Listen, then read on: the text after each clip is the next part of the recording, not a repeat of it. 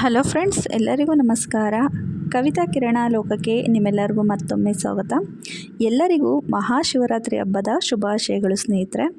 ಈ ಬಾರಿ ಮಹಾಶಿವರಾತ್ರಿ ತುಂಬಾ ವಿಶೇಷ ಹಲವಾರು ಶುಭಯೋಗಗಳೊಂದಿಗೆ ಬಂದಿದೆ ಸ್ನೇಹಿತರೆ. ಹಾಗಾಗಿ ಪ್ರತಿಯೊಬ್ಬರು ಕೂಡ ಈ ಬಾರಿ ತಪ್ಪದಲೇ ಮಹಾಶಿವರಾತ್ರಿಯನ್ನು ಆಚರಣೆಯನ್ನು ಮಾಡಿ. ನಾನು ಒಂದು ಹೂವನ್ನು ತೋರಿಸ್ತಾ ಇದ್ದೀನಿ ನೋಡಿ. ಇದು ಎಲೆಗಳಿಗಿಂತ ಹೂವೇ ತುಂಬಾ ಇರುತ್ತೆ. ಇದು ಮಹಾಶಿವರಾತ್ರಿ ಹಬ್ಬದ ತುಂಬಾ ವಿಶೇಷವಾದಂತಹ, ಶಿವನಿಗೆ ಪರಮ ಪವಿತ್ರವಾದಂತಹ ಹೂವು ಅಂತಲೇ ಹೇಳ್ಬೋದು. ಈ ಹೂವಿನ ಬಗ್ಗೆ ಎಷ್ಟು ಜನ ಗೊತ್ತಿದೆಯೋ ಇಲ್ವೋ ಗೊತ್ತಿಲ್ಲ, ಆದರೆ ನಮ್ಮ ಕಡೆಯಂತೂ ಈ ಹೂವನ್ನು ಹಿಡ್ದಲೇ ಶಿವರಾತ್ರಿ ಹಬ್ಬವನ್ನು ಆಚರಣೆಯನ್ನು ಮಾಡೋದೇ ಇಲ್ಲ ಸ್ನೇಹಿತರೆ. ಈ ಹೂವನ್ನು ನಾವು ಜಾಲಾರ ಹೂವು ಅಂತ ಕರೀತಾರೆ.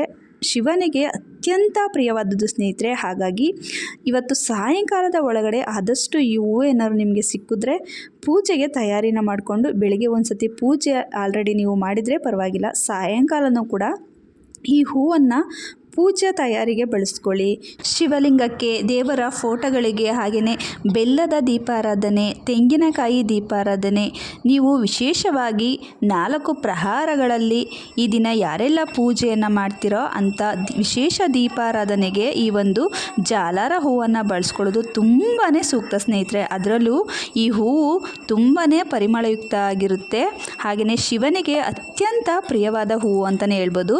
ಈ ಹೂವು ವರ್ಷ ಪೂರ್ತಿ ಬಿಡೋದಿಲ್ಲ ಸ್ನೇಹಿತರೆ. ಈ ಮಹಾಶಿವರಾತ್ರಿ ಹಬ್ಬದ ಸಮಯದಲ್ಲಿ ಮಾತ್ರನೇ ಹೂವು ಸಿಗುವಂಥದ್ದು ಶಿವನಿಗೆ ಅತ್ಯಂತ ಶ್ರೇಷ್ಠವಾದಂಥ ಹೂವು ಸ್ನೇಹಿತರೆ.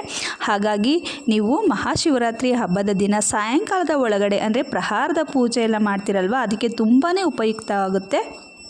ಹಾಗಾಗಿ ಈ ಹೂವನ್ನು ನೀವು ಅರ್ಚನೆಯನ್ನು ಮಾಡ್ಕೊಳ್ಳೋದಕ್ಕೆ, ದೇವರ ಅಲಂಕಾರಕ್ಕೆ, ಪ್ರತಿಯೊಂದಕ್ಕೂ ಕೂಡ ಬಿಲ್ವಪತ್ರೆಯನ್ನು ನೀವು ಯಾವ ರೀತಿ ನೀವು ಅಲಂಕಾರಕ್ಕೆ ಹಾಗೆಯೇ ಅರ್ಚನೆಗೆ ಬಳಸ್ಕೊತಿರೋ ಅದೇ ರೀತಿ ಹೂವನ್ನು ಬಳಸ್ಕೋಬೋದು ಸ್ನೇಹಿತರೆ. ಈ ಹೂವು ಏನಾದ್ರು ನಿಮಗೆ ಸಿಕ್ಕಿದ್ರೆ ಖಂಡಿತವಾಗ್ಲೂ ಕೂಡ ಬಳಸ್ಕೊಳ್ಳಿ ಸ್ನೇಹಿತರೆ. ನೋಡಿ, ನಮ್ಮ ಮನೆಯಲ್ಲಿ ಈ ಬಾರಿ ಶಿವರಾತ್ರಿ ಹಬ್ಬವನ್ನು ಈ ರೀತಿ ಆಚರಣೆಯನ್ನು ಮಾಡಿದ್ವಿ. ಕಳಸಕ್ಕೂ ಕೂಡ ಹೂವು ಮತ್ತು ಎಲೆಯನ್ನು ಈ ರೀತಿಯಾಗಿ ಅಲಂಕಾರಕ್ಕೆ ಬಳಸ್ಕೊಂಡಿದ್ವಿ. ತುಂಬಾ ಪರಿಮಳಯುಕ್ತ ಆಗಿರುತ್ತೆ ಸ್ನೇಹಿತರೆ. ಹಾಗೆಯೇ ನೋಡೋದಕ್ಕೂ ಅಷ್ಟೇ ತುಂಬಾ ಅಟ್ರಾಕ್ಟಿವ್ ಆಗಿ ಕಾಣಿಸ್ತಿರುತ್ತೆ.